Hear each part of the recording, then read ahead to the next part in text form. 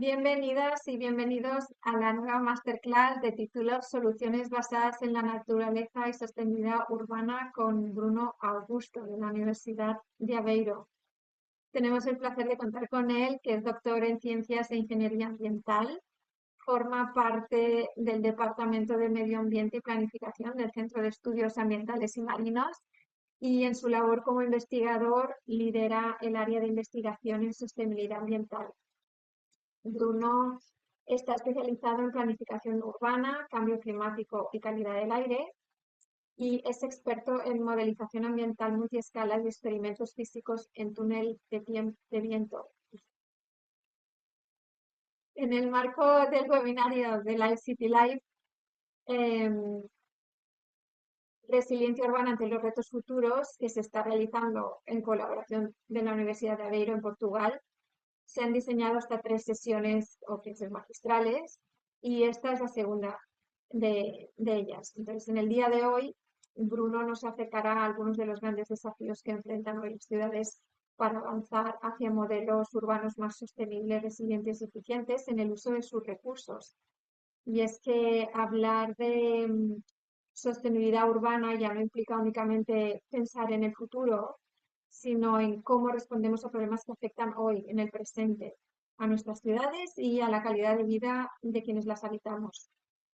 Así que Bruno va a poner el foco en cómo las soluciones basadas en la naturaleza ayudan a rediseñar entornos urbanos más saludables, más equilibrados y preparados para hoy el presente y mañana el futuro.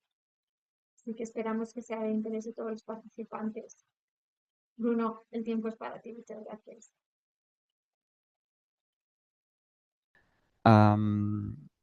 So my name is Bruno Augusto. I'm a doctor from the University of Aveiro, and I'm here today to talk to you about nature-based solutions and urban sustainability.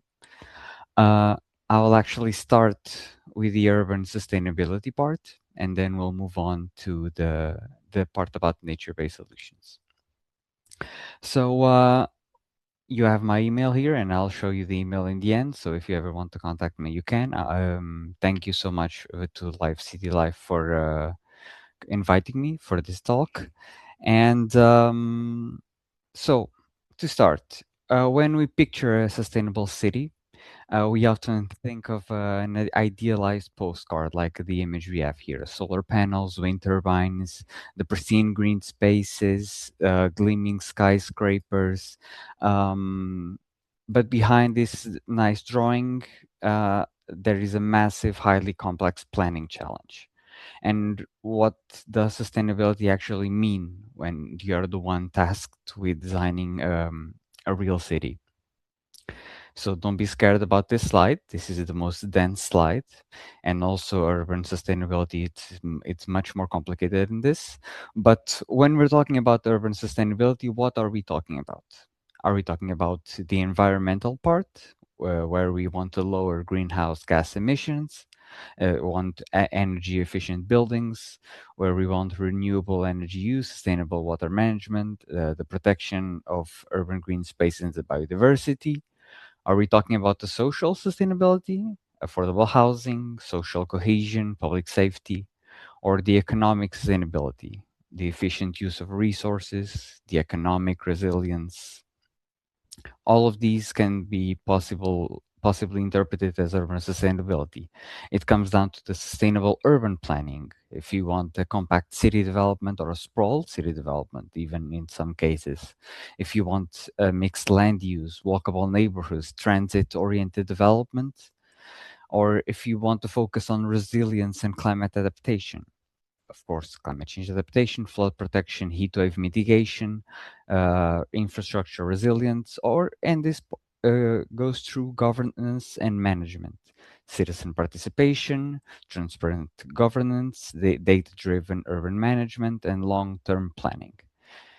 And what this means is that urban sustainability is a balancing act of sorts. So if we're maintaining environmental quality, economic prosperity, and social well-being without exhausting the resources. And because this is so multidisciplinary, it means different things to different people. If you ask a transport engineer what's most important for urban sustainability, they'll tell you public transit efficiency. If you ask an economist, he will tell you housing affordability or something else. If you ask an environmental scientist like me, you'll have an answer like possibly carbon footprints, possibly something else. The thing is that it's broad, and that's exactly why it's so difficult to manage. And as you might think, this slide, this chart is very complicated. I can tell you that this doesn't encompass even half of what urban sustainability can be, because a city is a very complex system. So we can always add more and evaluate more when it comes to urban sustainability. So, per its definition, the urban sustainability is the ability of a city to maintain environmental quality, social well-being, and economic prosperity over the long term, while using resources responsibly and remaining resilient to future challenges. And this can be through several things, like we see in this chart over here: walkability, connections, transport modal shift, the density of the urban area, a sustainable urban design per se. And because, like I said before, it is multidisciplinary, urban sustainability can mean anything from reducing a city's carbon footprint to improving housing, affordability, public transport governance, or climate resilience, depending on the field of study or policy focus. And going back a slide, the problem with this is if we choose one of these, let's say we choose sustainable urban planning and we choose compact city development, all the changes that we make for that to try to achieve a sustainable city will have impacts on other parameters, on other things. So it really is a balance that we really need to take into account. So, for context, why do we even need to talk about urban sustainability? Well, one of the main problems is urban growth. And 72% of European population lives in cities, which usually grow, and they can become compact or disperse, each with different problems and benefits. And this is not just a European problem. It's a global paradigm shift. In the 1900s, only 2 out of 10 people lived in cities, but by 2050, the number will be 7 out of 10 for some estimates. Some estimates say more, some say less, but we need to work with the numbers we have. So we are rapidly becoming an urban species, which means that the battle for global environmental sustainability will be won or lost in the way that we do the sustainable design of our cities.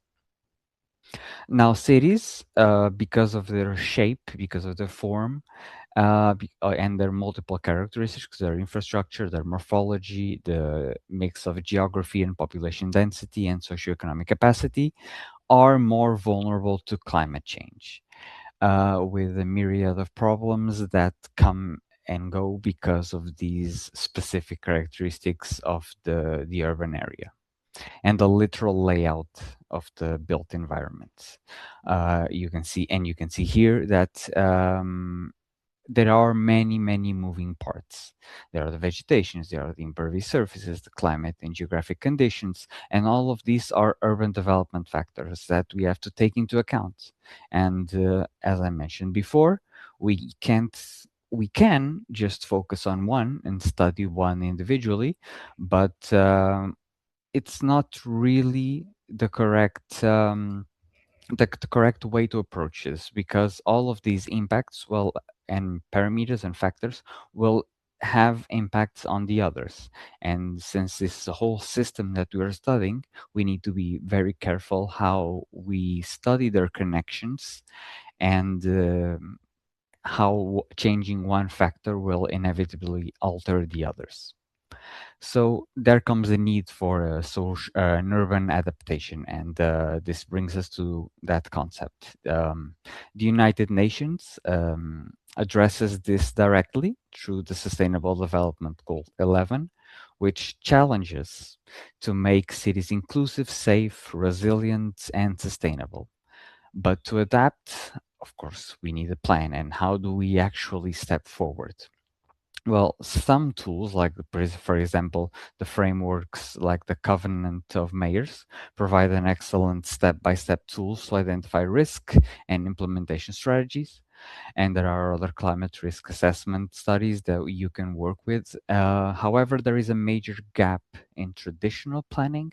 Urban parameters tend to be studied, like I said, in isolation. So air quality experts only talk about air quality and rarely talk to traffic planners, or meteorologists don't want to talk about zoning boards. And you can have an example like this for all of the other areas. So we desperately need that integrated assessment and a holistic way to look at the whole system at once. And this brings me to one of my core works that I've done, and we'll use here as a sort of example that the urban morphology changes and the urban design affect many parameters. These tend to be studied individually, and cities require a complex and holistic assessment. So let's take here a scenario. Let's imagine a city, and we're trying to decide if it's more sustainable for the city to be compact or disperse. So a compact city is a city that's more dense, more upwards, and not as spread out as a dispersed city. So a dispersed city, if you have heard, maybe you've heard the term urban sprawl, you'll be familiar with this. And dispersed cities are what normally happens. It's the uncontrolled growth outside of the city's periphery. And like I said before, both of these have their pros and cons. So it's not a linear way, just decide once. So let's take some questions for this. What are the most relevant research domains to assess the different urban morphologies? How to account for these effects of the urban planning strategies on the most relevant research domains in one echo indicator, because we have to join everything together. We want to join everything together in a way to assess all that we want to assess. What domain is the most relevant when measuring the environmental sustainability of urban planning strategies? And this is really good uh, to enhance the domain, the parameter that will have the most impact in the case. Even if you have one echo indicator, there will always be one domain or two domains that are most impactful, let's say. And what guidelines should urban planners and decision makers follow when designing urban planning strategies? So let's take this scenario as an example. So let's say I did a research, and I'm an air quality modeler, so I focus a little bit more on air quality. And I try to see what parameters matter more when we're considering urban morphologies. And I came up with these. I assess them. I have the urban climate, which is temperature and precipitation, air quality, the urban morphology itself, sustainability. In this case, it might mean a lot of things, and health. And then we go down to many other parameters that can be included, but sometimes they are not as important. But this doesn't mean that this is the correct way. Like I said before, cities are very complex systems, and while some parameters are important for some cases, they might not matter for others. If you look at thousands of academic papers on urban sustainabilities, there are certain parameters that are, of course, going to be highlighted constantly. And if you look with more detail, you'll find even more parameters and even more parameters. But that doesn't mean that sometimes that they have such an impact. But let's carry on. So we have here, let's assume I'm correct in identifying these large domains, and we're going to design our cities. So we have a dispersed city, here on our left, which is the baseline. Then we have the focused city, where we divide urban, industrial, and agricultural areas. Then we have a compact city, where we also divide them, but use multi-nuclear cores. And then we have a dispersed city where everything is spread out. And we want to try to see which one of these is more sustainable. So so so we can see which one is better, a path moving forward. So let's say I was right in choosing these parameters, and then I went into more detail, and for each one of those domains, I chose specific parameters that were more important to assess. And here I chose the urban heat island intensity, which is very common in urban areas, the maximum daily temperature, also very important. For air quality, I focused on the pollutant concentration, specifically NO2 and PM10.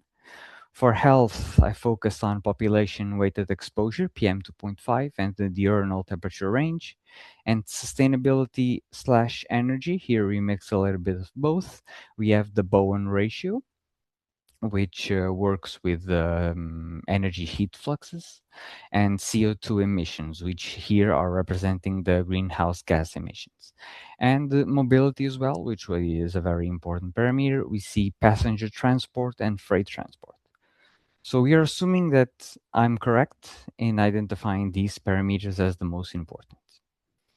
So we go here and we need to aggregate them. So we'll turn them into one echo indicator to 0 to 1. First, we normalize them in with a simple equation, and then we go to aggregate them. And the way that we aggregate them is also very important. Because it's not linear the way that we aggregation of these parameters means that we can give them values so we can compare between each other and reach one value, which is the echo indicator, because we can't just sum temperature with air quality concentrations. So we need to aggregate them somehow. And here I have 4 different alternatives. So we have equal distribution, meaning that each is worth the same as the other. Since they are normalized, we can just do an average. Average variation is the variation between the baseline and the scenario that we want. Average for the scenario. Commonality is how common these parameters appear in the literature. And the co-creation proxy is just like a simulation of what would happen if we had worked with municipalities of the city to decide which parameters matter more. Of course, in this study, we didn't do that, but let's assume that we did, and we have some values, and we had a distribution based on that, and these are the results. So here we see that the FC and IC scenarios, which are the compact scenarios, are the better scenarios. They offer a 4 to 7% better performance compared to the baseline. So the baseline, we also calculated the sustainability. And for the dispersed city scenario, it was much, much worse than the baseline. Now, these results are perfectly valid. However, we need to take into account the specifics of this city and this study that we did. So if we go to answer the questions that I posed at the start, what are the most relevant research domains to assess different urban morphologies? I chose those, but that doesn't mean they are right. This is highly dependent on the case study. For example, in one city, the air quality might be a very important issue. Excuse me, and might be a problem that that stakeholders and citizens want to fix. In another city, it might not be a problem at all. Air quality might be amazing and it's great every day. No concentrations over the limit values or anything like that. So this is highly dependent on the case study, needs to be assessed individually. That's why even if you think a parameter is important just because it is a parameter, just because it seems like an important parameter doesn't mean that it is. So, how to account for the effects of urban planning strategies on the most relevant research domains in one eco indicator? Of course, this study is based mostly on modeling, which was essential to assess different urban planning strategies. As you can imagine, you can't completely change the shape of a city and change where the urban areas are, all of the industrial areas are, just like that. You need to use modeling for that. Um, and of course, one of the most important things is that the parameter aggregation methodology will influence the result, and the assessment and choice of parameters should be adapted to the reality and needs of the specific case study. Because even in this case study, that we did, we identified some parameters that really didn't have such an impact as we were expecting, despite us choosing them as very important parameters. So, what domain is the most relevant when measuring the environmental sustainability of urban planning strategies? Well, in this case, mobility was by far the main driver of eco indicator performance, regardless of the parameter weight distribution. The effect of the mobility parameter was seen throughout and affected most of the other parameters. And what guidelines should urban planners and decision makers follow when designing urban planning strategies? Like I said at the start, I'm an air quality modeler, so this was a much air quality influence work. So integrate air quality considerations into urban planning policies to influence land use distribution, and the use of effective mobility policies to minimize pollutant concentrations. And of course, and this is a general one, the use of scientific knowledge to design more sustainable cities, promoting strategies to enhance air quality and urban resilience. But the conclusion here really should be that if you see here, the performance enhancements are at most 11%. At most. And these are very large changes to urban morphology. So the main conclusion, that the verdict, let's say, that we can take from this is that the gray infrastructure has a hard limit. While compacting our cities reduces sprawl and cuts down regional travel emissions, it physically concentrates pollution and heat right where the highest concentration of people live and breathe. So we cannot simply build our way out of climate change using concrete and asphalt alone.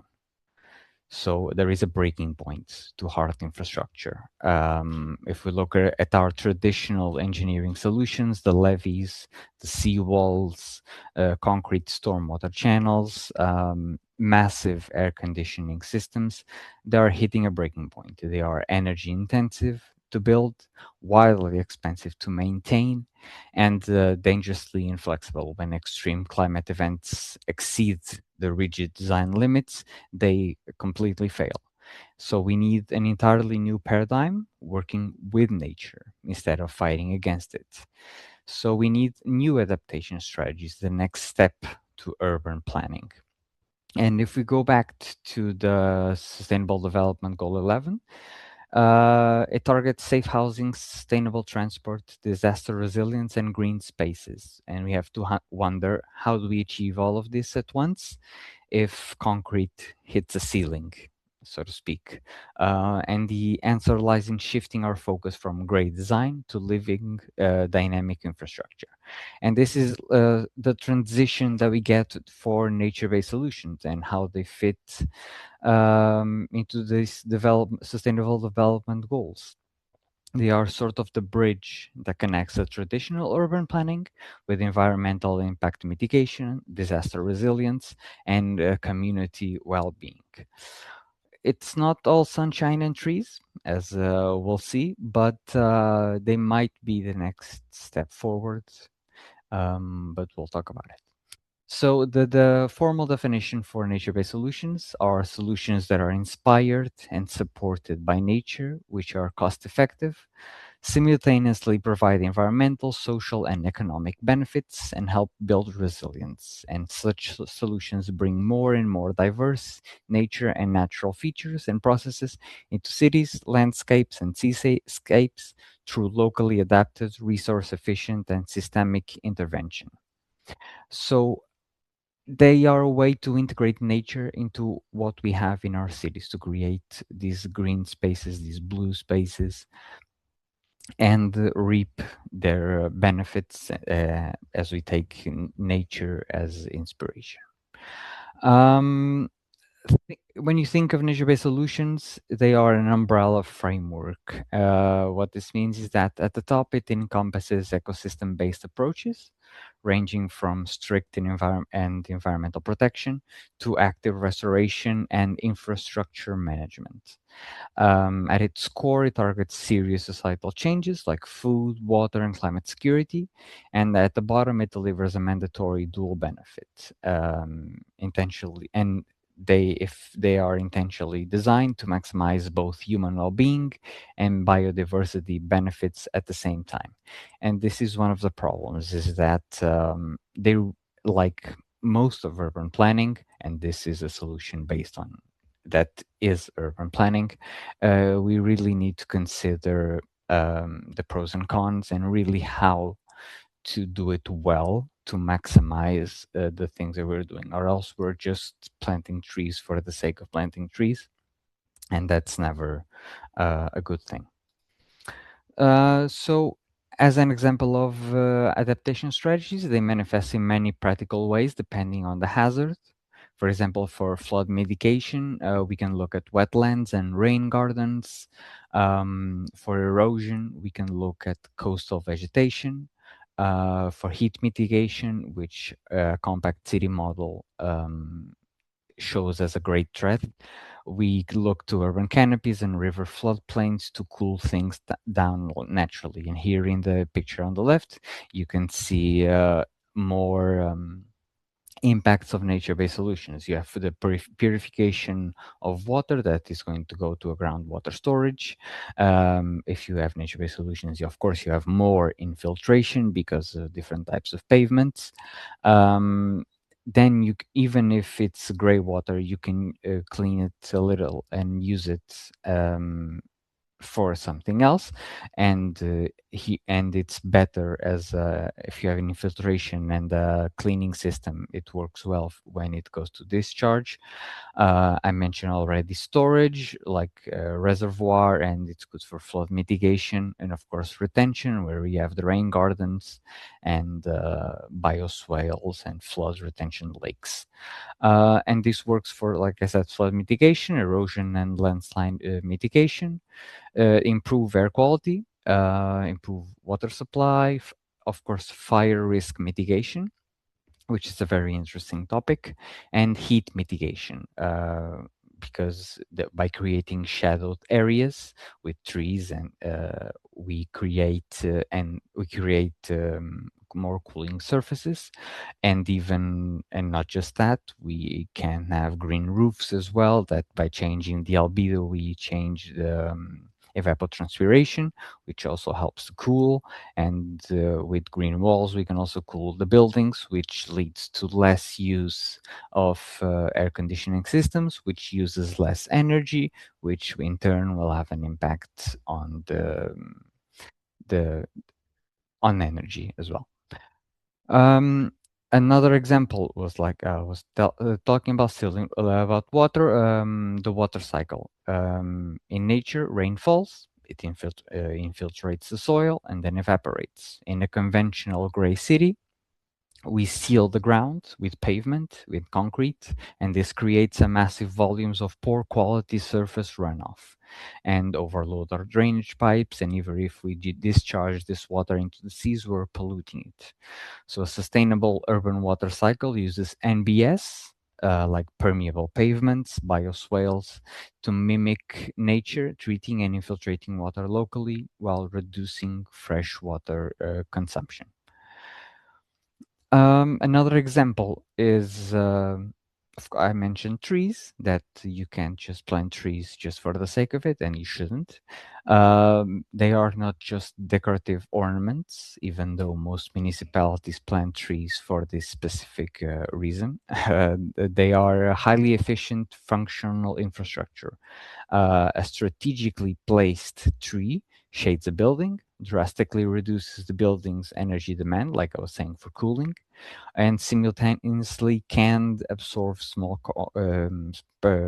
small particle matter (PM), directly improving neighborhood air quality and reducing cardiovascular and respiratory illnesses in the community. However, and I must do a little stop here because I have worked with this extensively. It's not that easy. So, as trees can improve air quality, they can also increase air pollution, because if you put a tree in the wrong place, it will cause the dispersion of pollutants. So it affects the wind patterns, and it will cause dispersion of pollutants to be affected, and that can increase air pollution in certain places. So that's why it needs to be a strategically placed tree to have the desired effects. Um, Yes, and moving on. These are not just examples of random things. This is an image that explains real places that are applying this. For example, in Toronto and Montreal, they are significantly expanding tree coverage, improving urban biodiversity and ecosystem connectivity. In Dresden, they're building urban gardening network to help with district level regeneration efforts. This also helps with community building and making food. So for food deserts, it can also be an important thing. Chicago, there are green rooftops that help slow stormwater runoff by 36%. There are studies that also simulate how green roofs behave with summer heat and installation in winter. And China's sponge cities pilot aims to capture, use, and absorb up to 80% of stormwater runoff in urban areas by 2030, which I think it's all of these projects are very good, and I know of more projects in other cities all around the world that are doing important development when it comes to nature-based solutions. A few examples here, just in a few imaginative pictures. We have river course daylighting, and this is one of the most common types of nature-based solutions when it comes to water, because it's one of the easiest to implement. Some river courses are covered by streets and roads, and daylighting a river course means opening up the river again. So we have stormwater retention ponds, vegetated floodways, the green spaces, which is just a general term. It can be an urban park, it can be whatever. Green walls and green roofs and permeable pavements are also very important.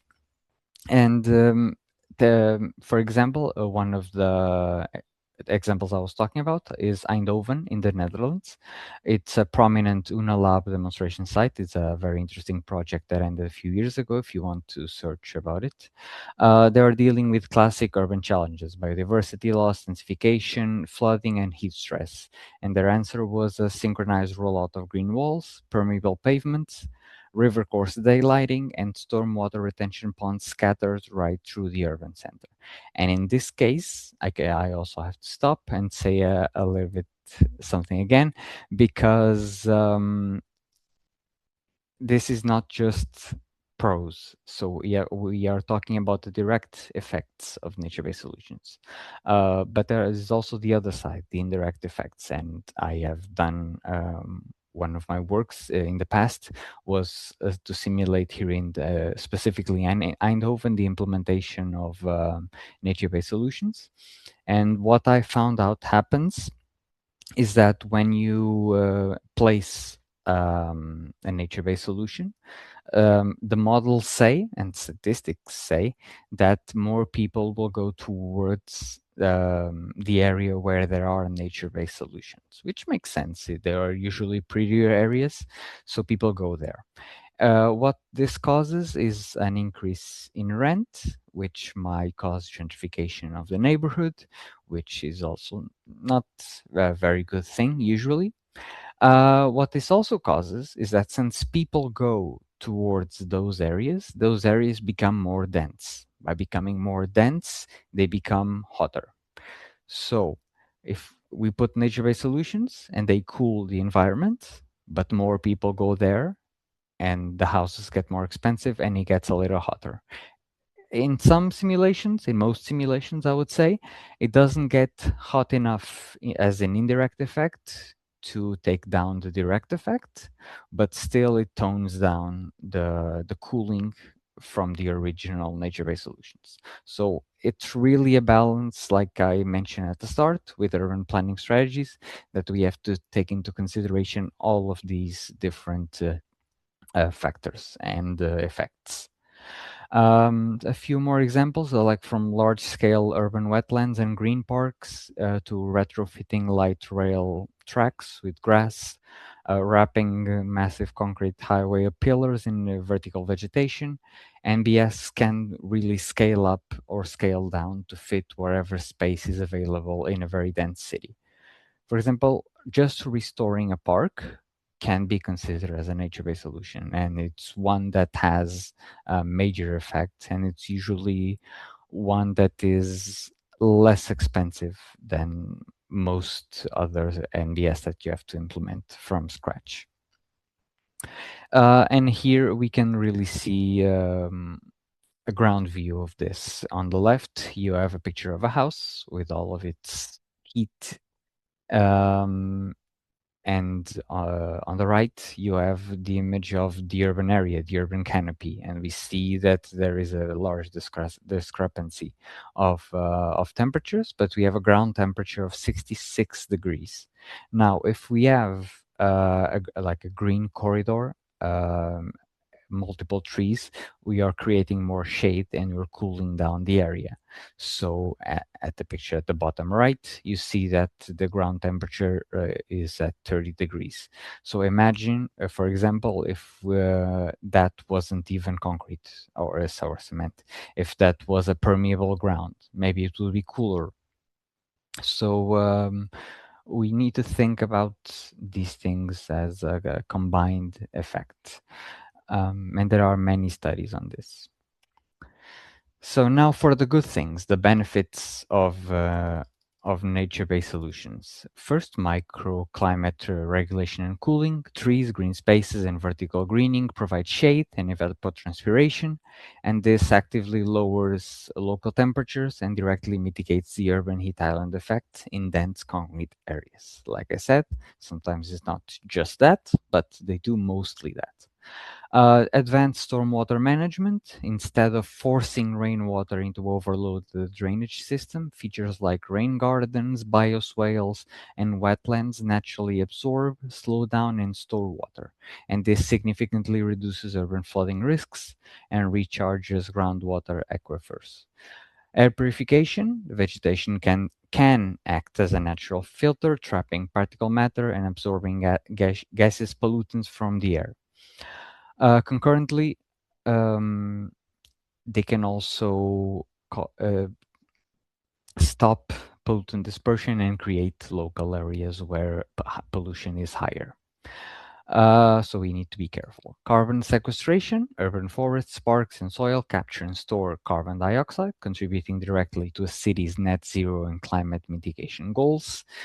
Usually when municipalities talk about sustainability, they really focus on, when they focus on the environmental part, they really talk about carbon dioxide. So here is the carbon dioxide part.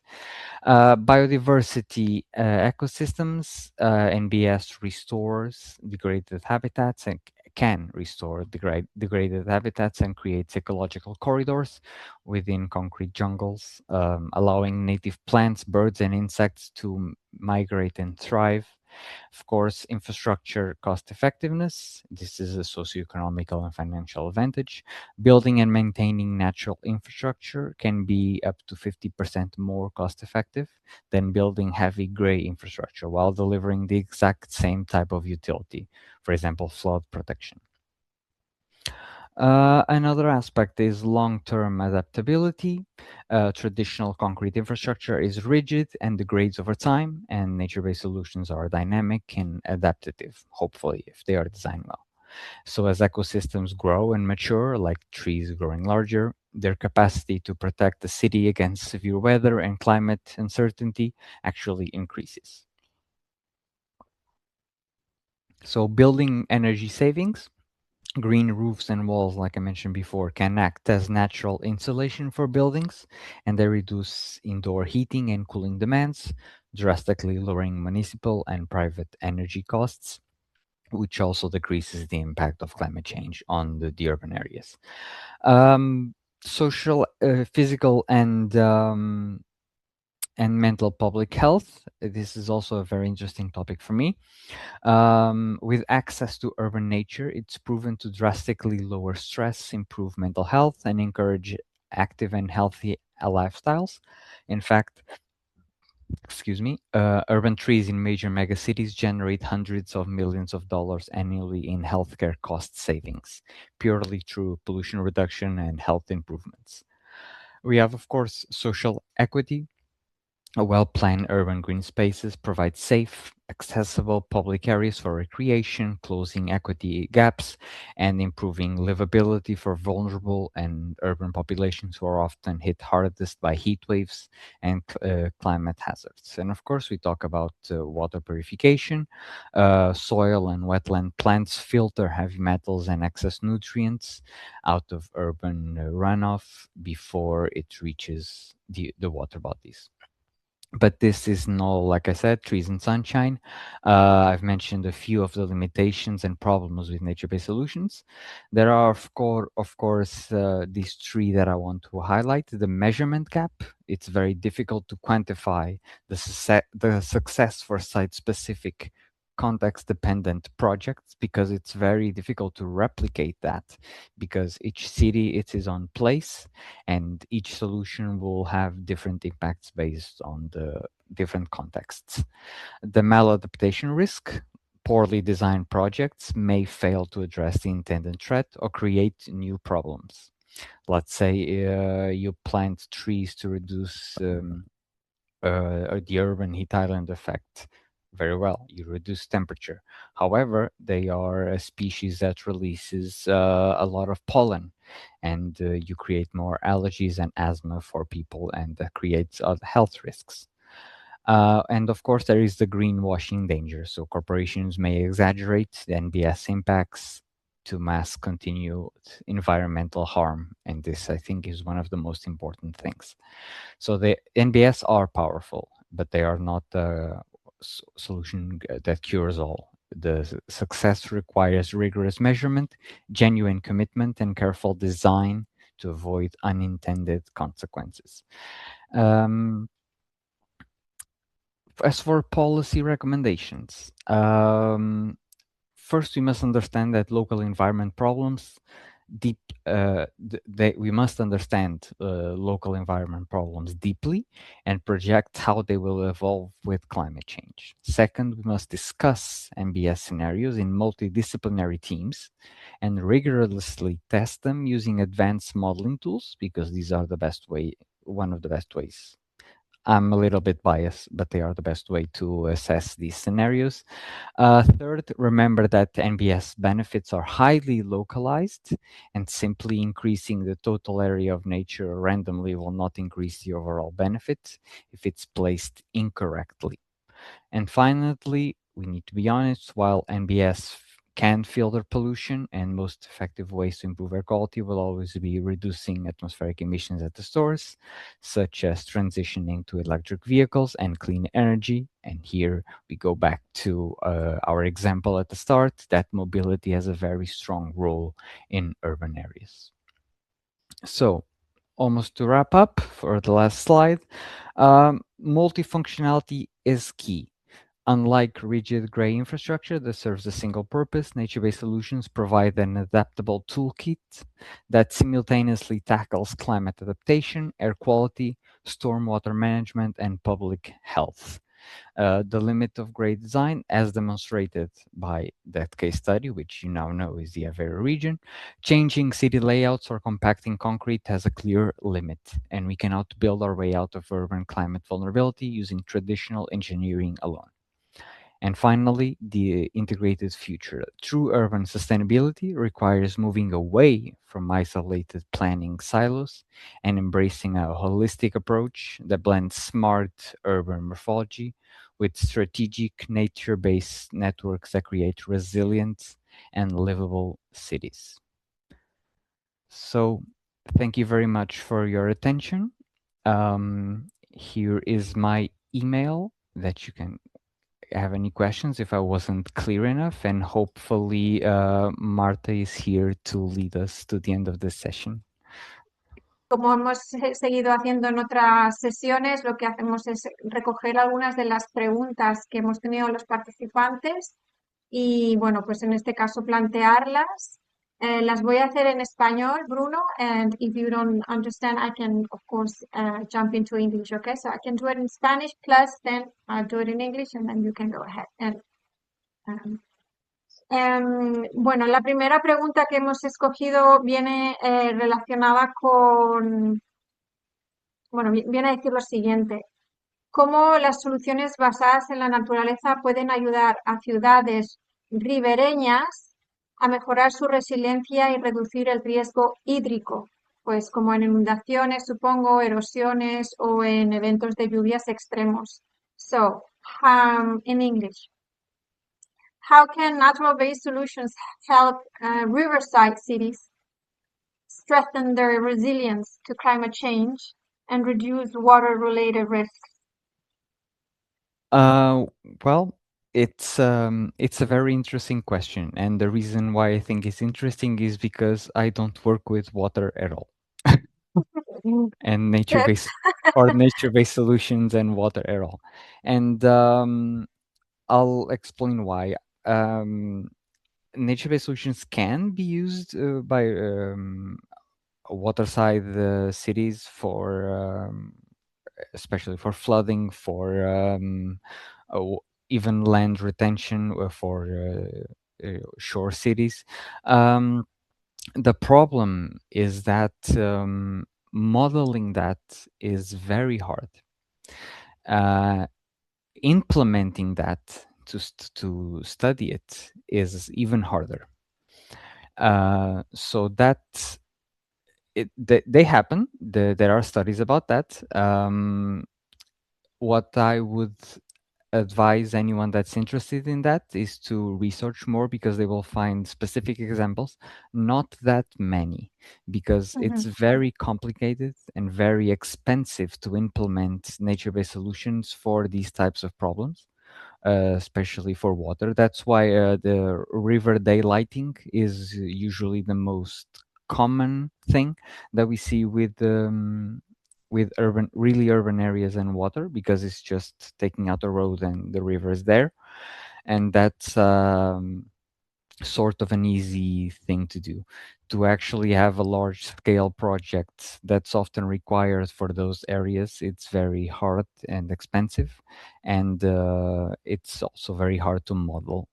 So that it's more of a challenge for the people that ask that, and I encourage you to go try to answer that challenge, because we lack a lot of nature-based solution water modelers.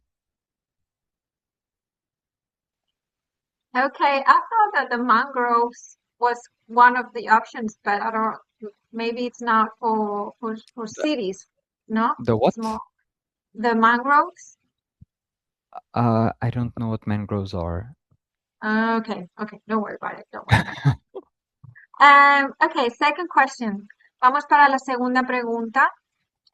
¿Cómo pueden las soluciones basadas en la naturaleza integrarse en el diseño urbano para aumentar la resiliencia climática y mejorar la calidad de vida en las ciudades? Yes. So, like I said before, uh, cities are more vulnerable to climate change. That's just a thing that we already know. So some of the impacts are urban heat island intensity. There is a lot of more industrial areas, a lot of more mobility, and nature-based solutions can't do much for mobility or the industrial areas a little bit, but that's mostly air pollution. Um, they can do maybe for cleaning of the effluents. Maybe I'm not entirely sure, but for the temperature part, for sure they can help by reducing the energy needs of a building, the cooling needs. That has a large impact on energy. But I think the most important part of that and creating that resilience is the part about the mental health and the general health of citizens, which I think is incredibly understudied. And one of the most important benefits of nature-based solutions is on the mental health. And I think that uh, the way that works and that the way that the effect it has on the community is is not a directly measurable effect. At least it can be in health, but I think it has a much greater effect on community and on the mental health that will really help with resilience for the future, both ours and by consequence the city. I mean, for sure, this is going to be used as a quote. I must, Thank you. I must say. Lo vamos a usar seguro como una de las frases para seguir promocionando la sesión de Bruno, lo que nos acaba de explicar sobre la importancia y los beneficios que puede llegar a tener o que tiene las soluciones basadas en la naturaleza por cuanto a la salud mental de los ciudadanos, más que para, bueno, que también para temperaturas y demás, pero que justamente ese aspecto es algo que se ha de poner en valor. Muchas Yes. gracias, Bruno. No, my La pleasure. última pregunta, que también es en la línea, obviamente, ¿cómo puede las soluciones basadas en la naturaleza ayudar a las ciudades y comunidades a ser más resilientes frente a los incendios forestales? Yes, that is also a very interesting question and also a very understudied question. um, because there are two parts to that question. There is the part of wildfires. So if we talk about wildfires, we can create a separation between the wildlands, the forest lands, and the urban areas. So with green corridors and waterways, we can create the separation. So we are creating sort of a wall that the fire cannot pass. So we are becoming more resilient to the wildfires. The side that's much more interesting to me is how nature-based solutions can work with urban fires. And that's an even less studied thing. I'm not sure we have models that are capable of simulating that. Um, and that is a question that really inspires me to move forward with nature-based solutions, and now it presents a new challenge when it comes to really model it, because I don't want to put the building on fire at this point in time. Um, um, but yeah, that's a very interesting question, and I think perhaps green walls or green roofs have a dampening effect on urban fires. Perhaps they make it worse. I don't know. I really would like to know. So that might be a thing I answer in the lecture maybe next year. That would be great, Bruno. That would Yeah. be great. So, Okay, we are on time. Ya hemos llegado al final de la sesión. Entonces, llegados a este momento, y con todo lo que hemos tenido que pasar en el inicio de la sesión, solo me queda que agradecer muchísimo a Bruno por el apoyo y también por la generosidad que ha ofrecido en explicar, hacer su ponencia sin más nervios de los necesarios. Muchísimas gracias por participar en el espacio de LAIF City Life y por compartir el conocimiento con todos nosotros. Ha sido un placer. También quería aprovechar de nuevo para agradecer a los participantes, a todas las personas que han asistido en el día de hoy. La masterclass, como saben, quedará grabada y la compartiremos en nuestra página web, livecitylifeic.es. Y también, por último, quería aprovechar para recordar que el próximo día 9 de julio, que es un jueves, tendremos la próxima y última sesión de la Universidade de Aveiro a cargo de Joana Ferreira, que es ingeniera ambiental y doctora en ciencias ambientales aplicadas, y su sesión se titulará Contaminación atmosférica y salud en el entorno urbano. Así que vais a poder encontrar más información en la sección de comunicaciones de nuestra web y también en las redes sociales de LinkedIn e Instagram en los próximos días. Muchas gracias de nuevo a todos. Cualquier duda e inquietud que queráis compartir con Bruno, os ha ofrecido su correo electrónico, que de nuevo muchas gracias, Bruno. Y al resto, a los participantes, os animo a seguir viniendo a nuestras sesiones, compartir la información con otros compañeros para que también puedan unirse. Son sesiones gratuitas. Así que, bueno, pues esperamos que sigamos aprovechando todos un poco de un espacio de reflexión y de aprendizaje. Muchas gracias y, bueno, hasta la próxima. Thank you very much. Thank you.